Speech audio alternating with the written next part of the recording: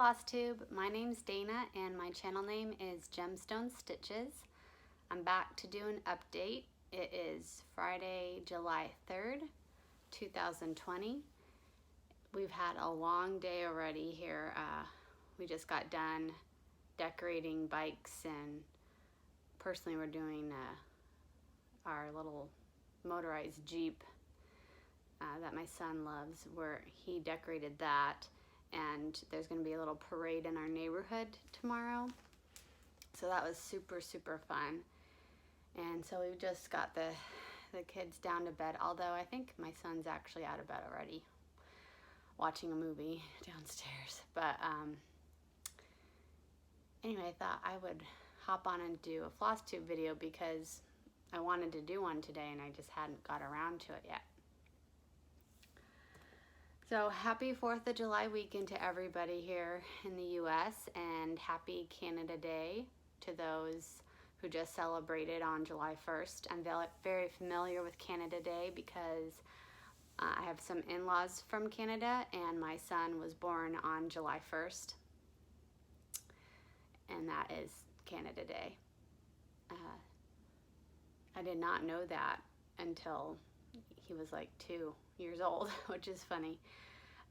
Speaking of, yeah, my son just turned 5, so we had a birthday party for him just here in the neighborhood with the neighborhood kids who play together all the time anyway. And it was outdoors. The weather held out great. They did a big old slip and slide, water balloons, pinata, crafts. It was super fun. And I learned a lot about a gathering of children. How excited they can get and loud they can get. And luckily there was a mom there who knows how to gather the kids up and put them kind of over in a spot, and while you're trying to get ready for the cake to come out or for the pinata to start, because they kind of rally around and start screaming, "Cake, cake, cake, cake," super loud. And it's really fun, and I'm glad the kids are having a lot of fun, but I was kind of like, oh gosh, how do I get myself some space so that I can do what I need to do? So I learned a lot. I noted it down for future parties, but it was a huge success, lots of fun. All right, let's get into the update. Last time we talked, I was working on, I think I started working on my Heaven and Earth design Peacock Days. And this is what it looks like finished.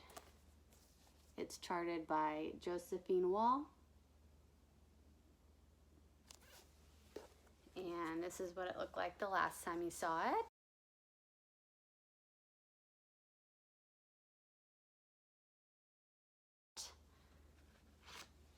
And here is what it looks like now.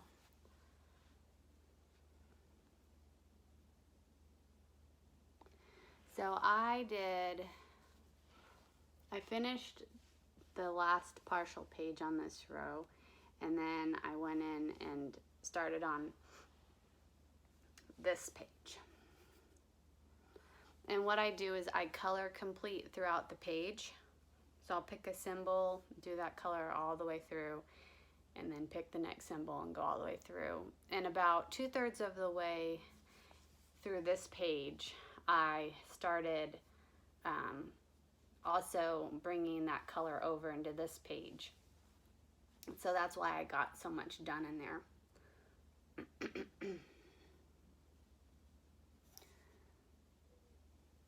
I'm really happy to get moving on over because I'm going to get more into the major parts of the chart coming up. You can see where I'm at now is I got all that confetti, foliage, flower bit done, and then I'm on this section right here where the peacock's tail is coming through. And then I'm going to get more of the peacocks going, and I don't know how far. I think I'll get about down to here, so I'll get a lot of her hair done, I think. So that will be really fun to get into. I'll show you one more time so you can see. There's the peacock's tail coming down, and this is just more of the flowery area. I did take a little break in between. I didn't stitch on that for like, it took maybe 4 weeks or so all together to get that done. But I did take a break because I was starting to get headaches, and I wasn't sure if it was because of the stitching or because pregnancy related or what it was. So I thought maybe I need to switch things up. So what I did for a little while was work on my long dog sampler, Spirit of Virile. This is what that chart looks like. And this is what it looks like the last time you saw it.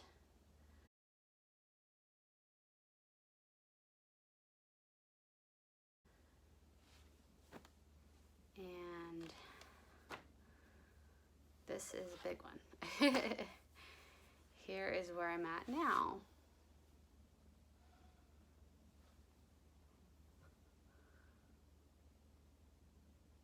So I got the whole top row done, got all the alphabet done. This piece is, I just love it. I love the contrast between the light fabric and the dark thread. I'm stitching it on 32 count lilac Belfast linen, and I'm using DMC 550 as the thread, stitching it 2 over 2. There are a couple areas right here, and then I think along that side right there, where you can personalize it with the year and other letters. And I haven't figured out what I'm gonna put there yet, so I'm leaving that blank for right now. And I don't know what year this is gonna be finished. But I'm about down here, so I have all that to go. It went really fast though. I finished the whole 3rd page in a couple weeks, it might have been. And it was really nice to switch from the 28 count 1 over 1 confetti heavy heaven and earth design to the larger, 2 over 2 using all one color. So I might from now on do a page of my Haid and do a page of this, take a break from that, do a page, and then go back to my Haid and finish that page all the time now, because I really enjoy doing that. And it will be a great way to get a lot of progress on both projects. And of course this one will get done faster than the Haid because I think there's less pages on this than that one, but seems like a good plan for right now. So after I got those 2 things accomplished, I was super excited to do my new start that I had kitted up, and it is this chatelaine.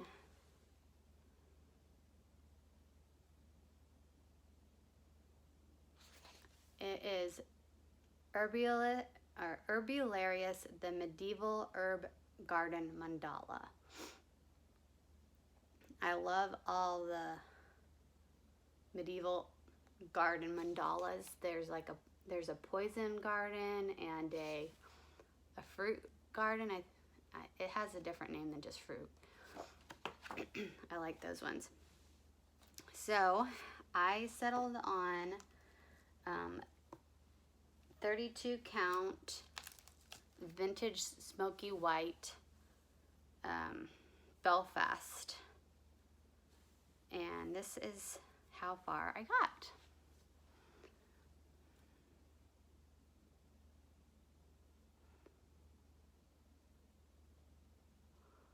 I don't know if you can see, there's a lot of beads in there, like This whole area right here is very heavily beaded.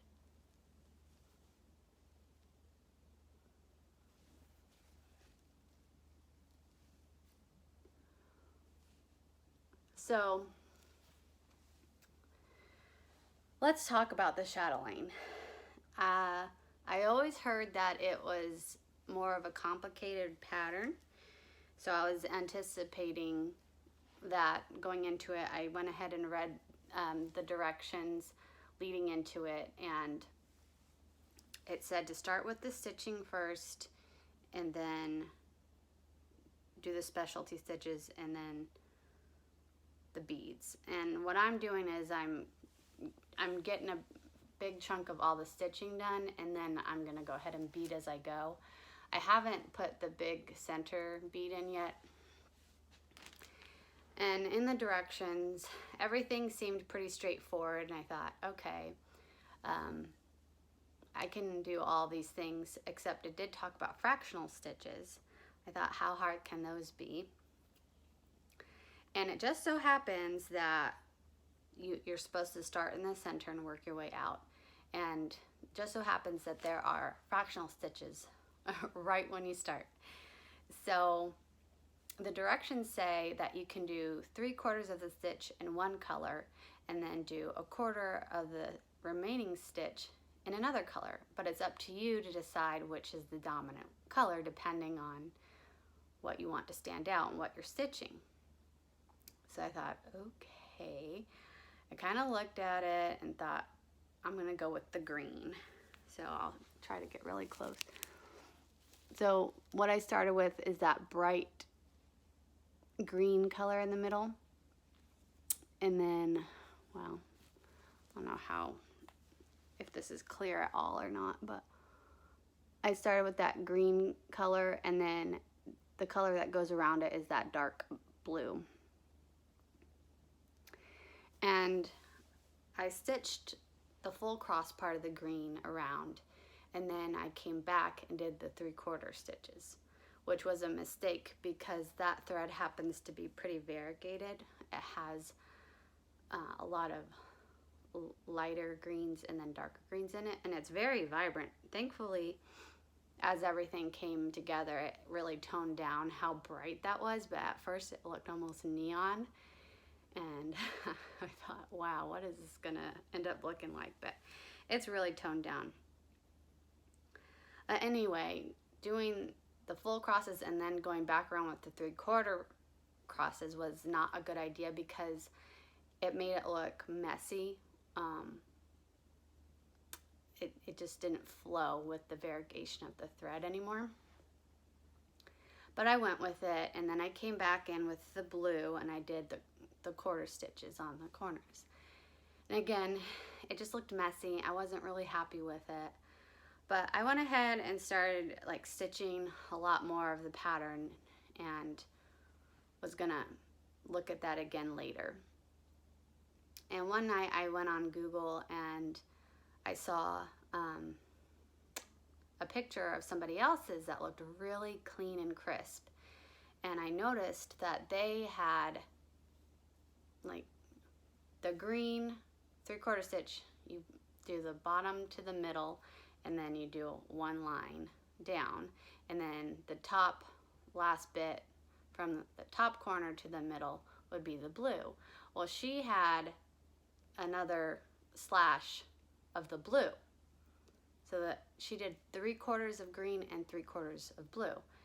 And I thought, okay, well, that's the way I need to go because it really makes the edges around the green clean. So I went ahead and I looked it up. I came across a great blog by Peacock and Fig that really explains chatelaines and 1/4 stitches. And it did say that you can decide to do 3/4 of both colors instead of 3/4 of one and then 1/4 of the other. So I went ahead and did that, pulled it out, and I restitched it, and it looks a lot more crisp and clean, and not as good as the picture I saw online. I don't know how they got it to look so good, but I guess I still have some improving to do on my stitching. So that's the way I'm going to go with all of my 3/4 stitches. I think it just makes it look better. There's a lot in the water lily right here.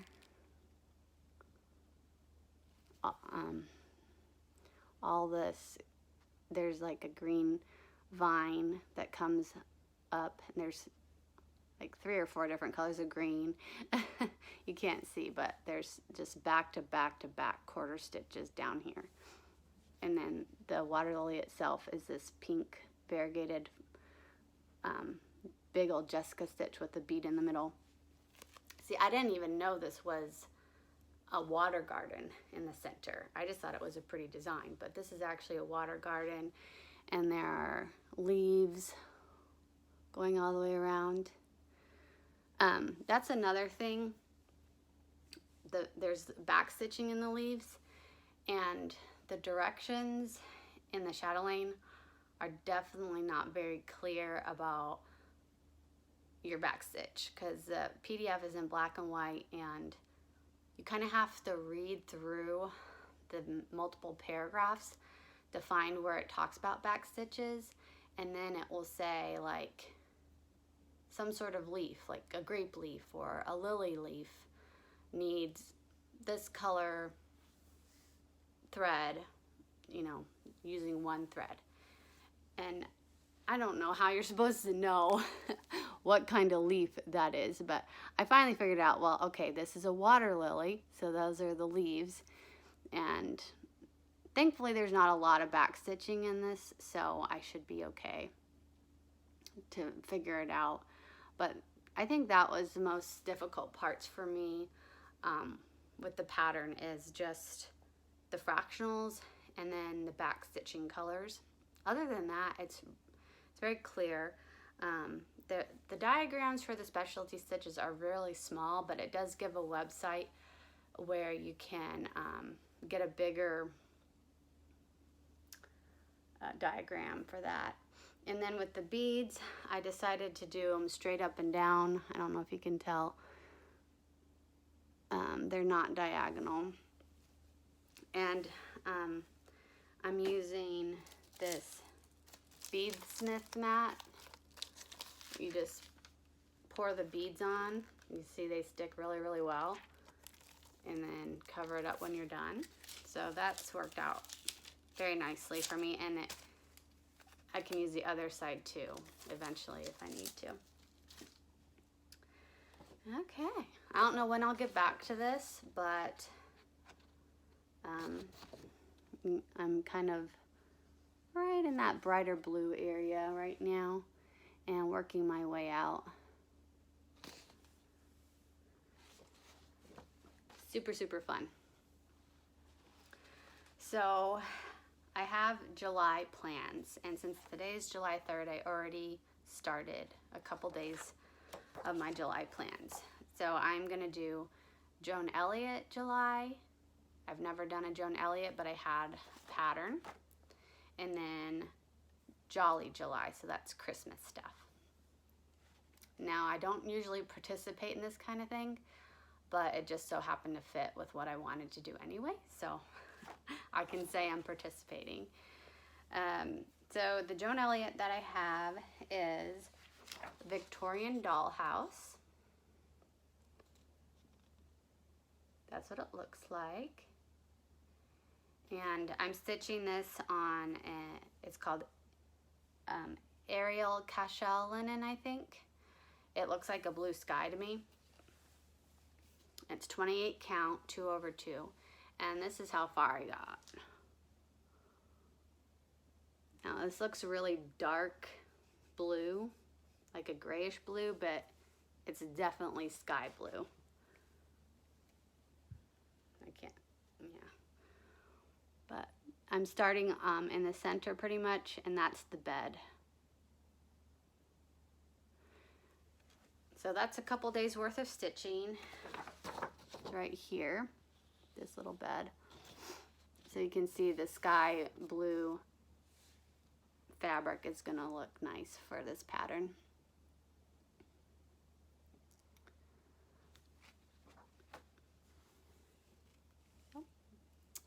I'm gonna keep working on this for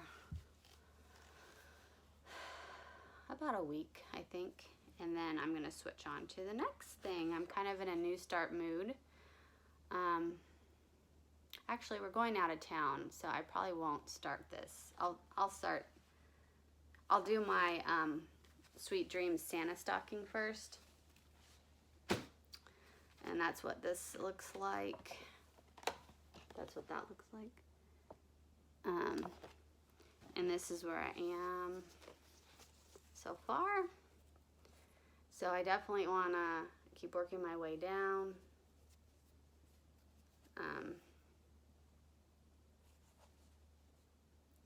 Quite a ways to go, and I need to finish this in November. So I'm gonna give this 2 weeks in July for sure, 2 full weeks. And then the last week of July, I am going to start Up on the Rooftop by Tilton Crafts. And this is a full coverage.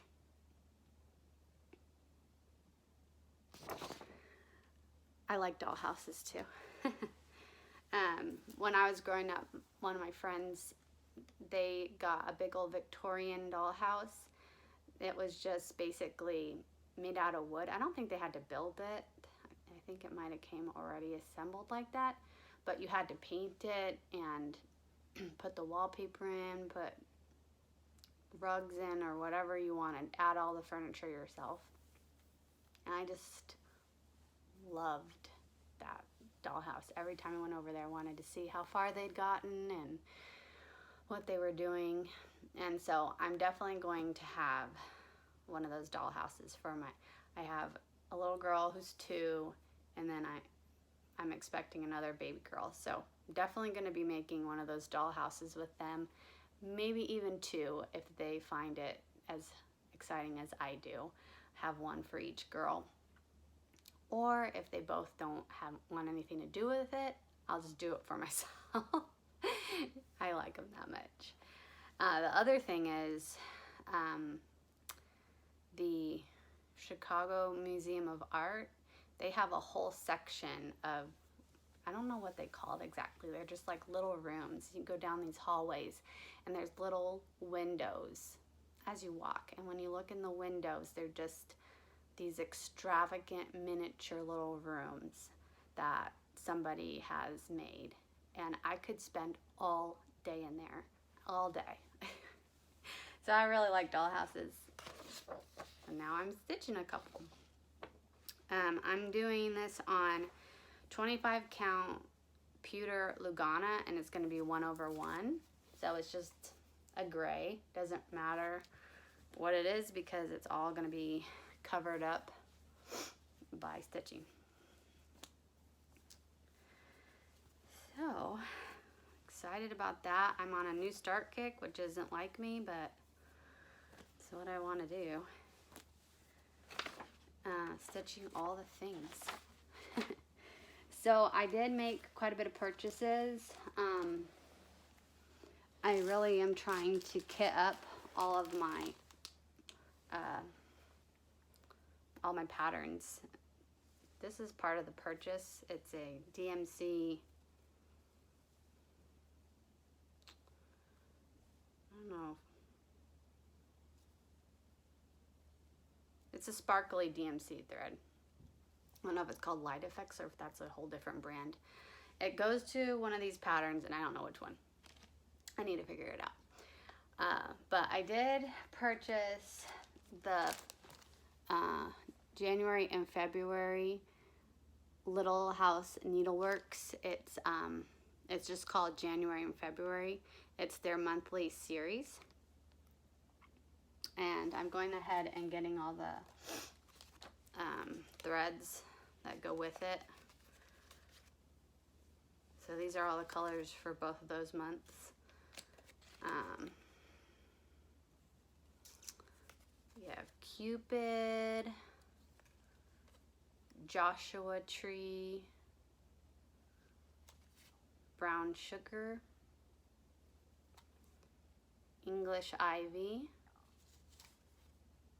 Snowball, and caterpillar. A lot of these have nice variegation in it. So I'm going to keep collecting these for the rest of the year, maybe even on into 2021, because I'm going to try to stitch them in 2021. I did get fabric for a big piece of 32 count vintage Sahara Belfast, but I don't know if I like it at all. It's very yellow orangey, and I want it to be a little bit more tan caramel. So I'm probably going to return this and get a different piece.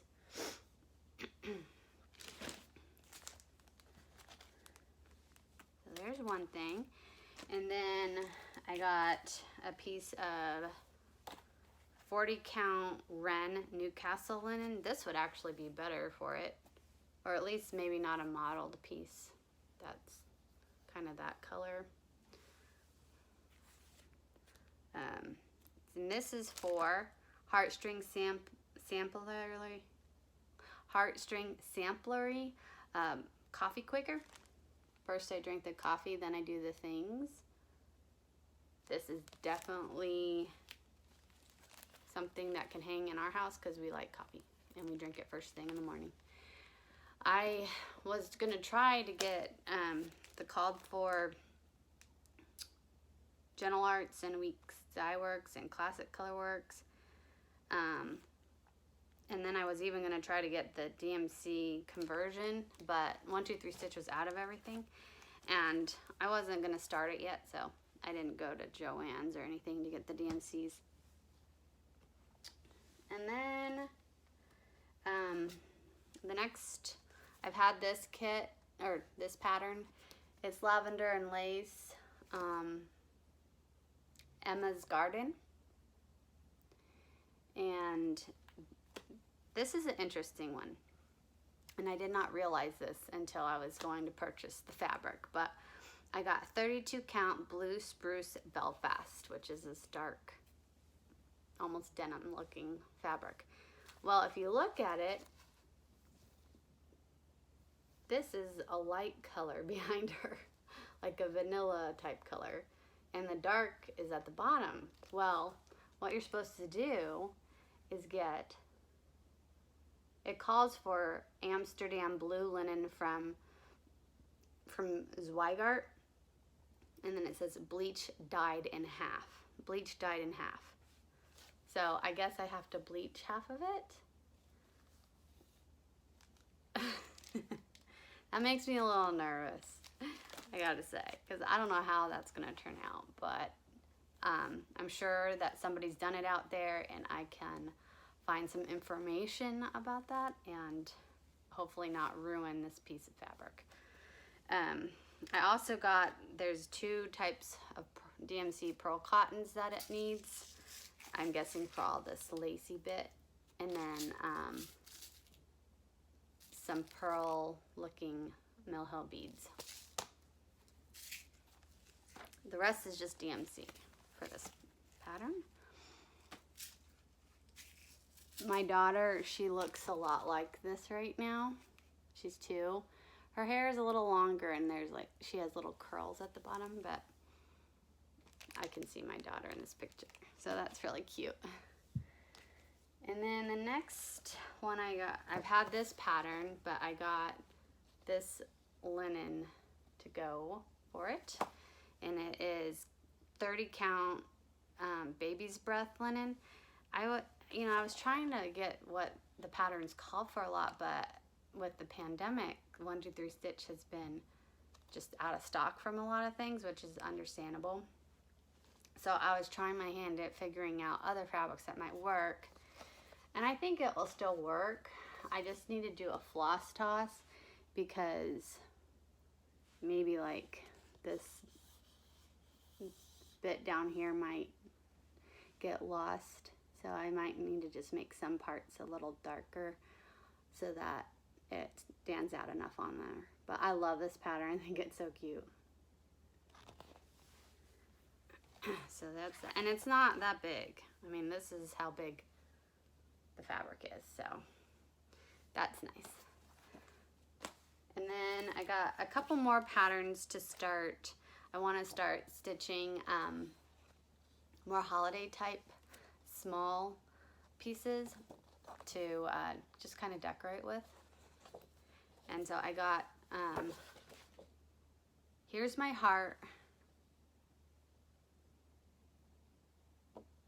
Okay, this is Sue Hillis Designs, Here's My Heart. And the one that I really liked on, well, I like all of them. They're all cute, but I was definitely gonna do just this little heart right here. It has this letter with all the hearts popping out.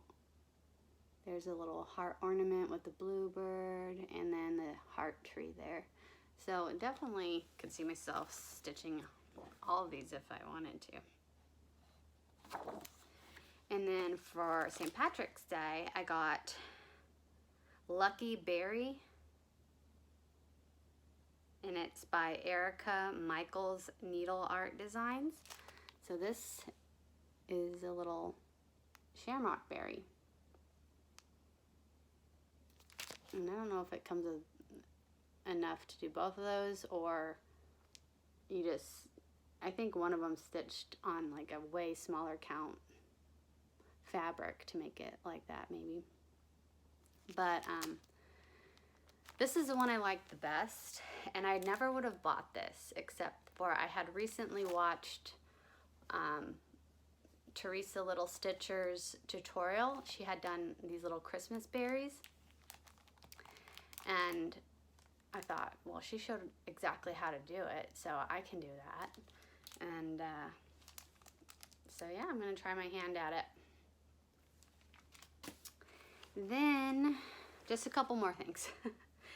I got a piece of 30 count antique lamb's wool linen for all of the welcomes by Drawn Thread.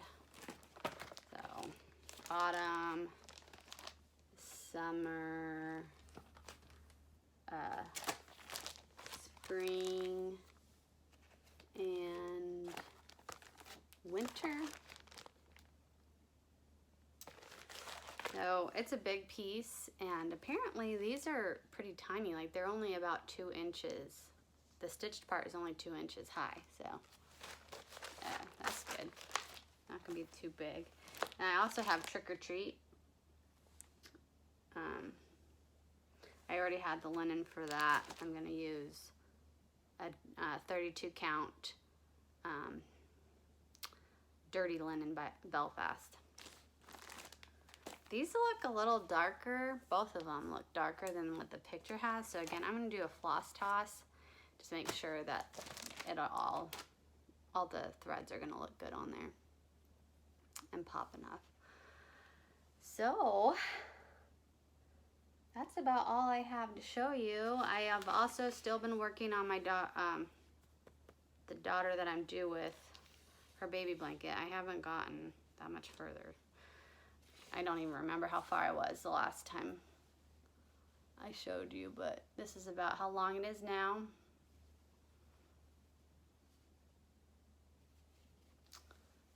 Goes out to here.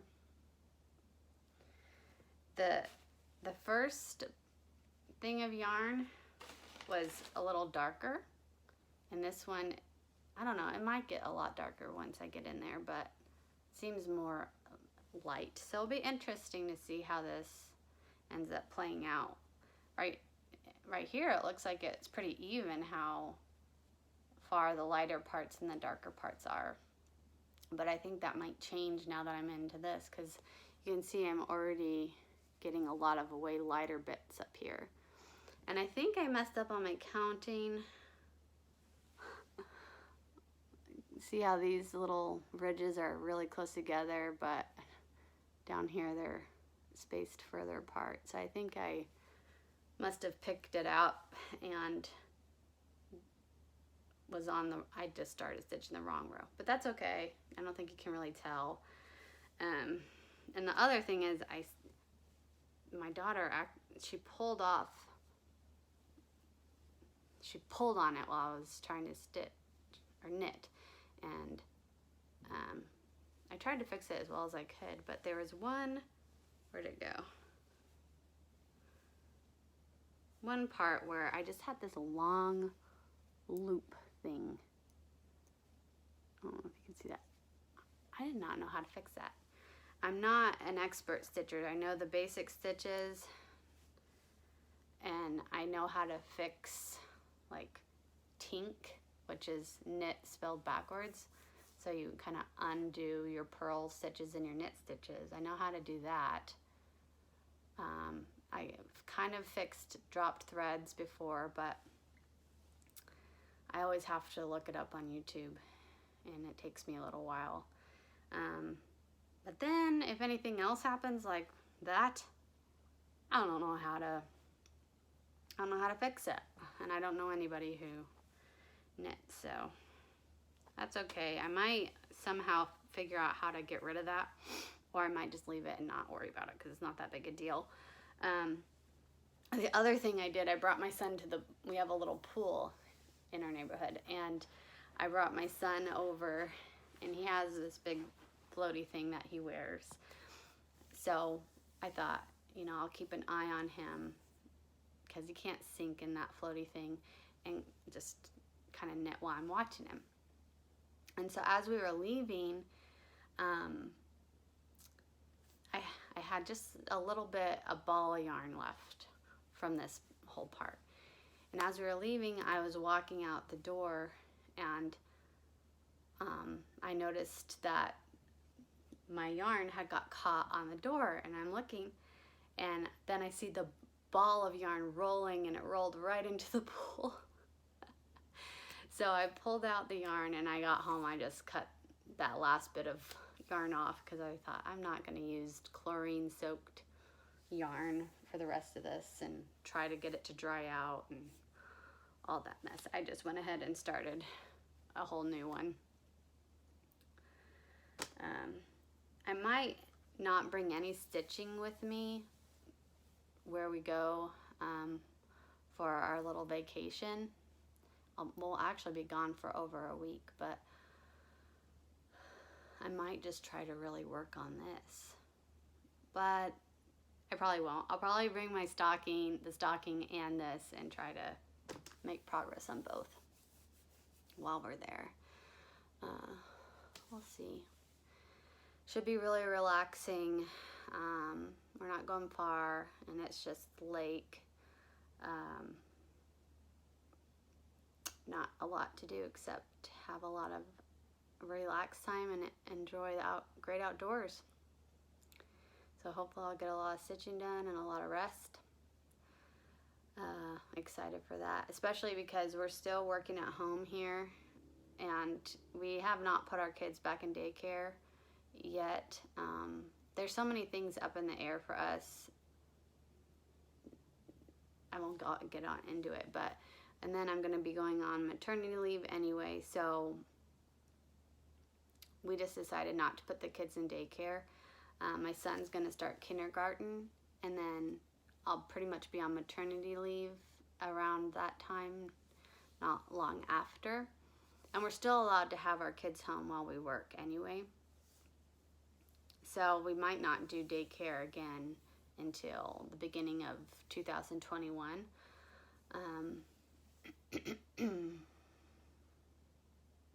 Oh yeah, I was wondering why I got into that conversation. It's just been a little bit tough to work at home and have the kids at home, like two parents working at home with two little kids. It's because we have to, you know, divide our time, and they still need a lot of help, particularly our 2-year-old little girl. Our son, he's outside all the time with his friends, and thankfully it's a really safe neighborhood, and all his friends kind of live on our part of the loop. It's almost like a cul-de-sac, and so it's pretty safe for him to run out there, and he's usually in someone else's garage, or they come over and play in our garage, so that's good. But our daughter definitely needs eyes on her all the time. She's still at that stage where she'll be into anything and could potentially harm herself on accident. So yeah, gotta watch her really well, but she still takes naps, so that's nice. But I'm looking, like I said, I'm looking forward to just being somewhere and not having to work at all. Like today is Friday, July 3rd, so it's a holiday for us. We didn't have to work today. It's just so nice.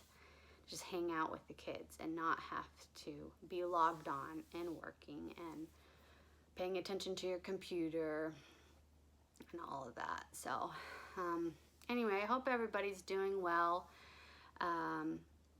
We're still going through this pandemic, and I know that it's pretty safe here in Vermont.